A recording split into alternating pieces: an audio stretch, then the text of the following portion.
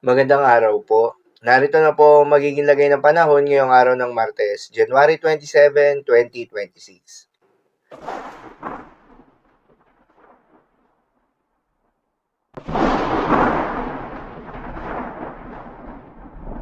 Sa kasalukuyan at ayon sa pag-asa, bahagyang lumayo itong shear line o yung banggaan ng malamig at mainit na hangin, pero asahan na makakaapekto pa rin ito sa ilang bahagi ng Eastern Visayas at Caraga region.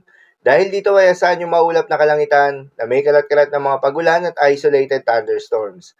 Habang northeast monsoon pa rin o hangin amihan ang patuloy na nakakaapekto sa buong bahagi ng Luzon at malaking bahagi ng Visayas. Dahil dito ay asahan naman yung maulap na kalangitan na may kasamang mahihina hanggang sa katamtaman ng mga pagulan. At sa nalalabing bahagi pa nga ng ating bansa, ay asahan naman yung bahagyang maulap hanggang sa maulap na kalangitan na may kalat-kalat ng mga pagulan o thunderstorms na dulot ng mga localized thunderstorms. Magandang balita pa rin dahil ayon sa pag-asa, ay wala tayong binabantayan na low pressure area o bagyo sa loob o malapit sa Philippine Area of Responsibility na maring makaapekto sa ating bansa.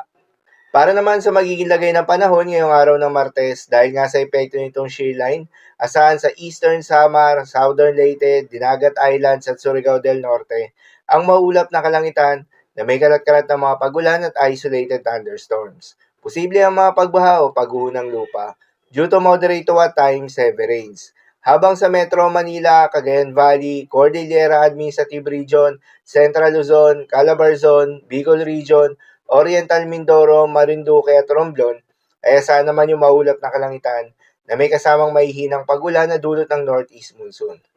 At sa nalalabing bahagi pa nga ng Luzon at nalalabing bahagi ng Visayas, ay asahan naman yung bahagyang maulap hanggang sa maulap na kalangitan na may kalat-kalat na mga mahihinang pagulan na dulot pa rin ng northeast monsoon.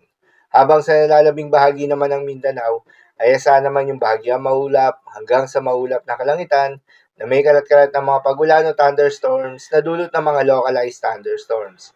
Posible rin ang mga pagbaha o pagguho ng lupa during severe thunderstorms. Madalas, nabobo ang mga thunderstorms na ito tuwing hapon o gabi na nagtatagal ng 1 hanggang 2 oras.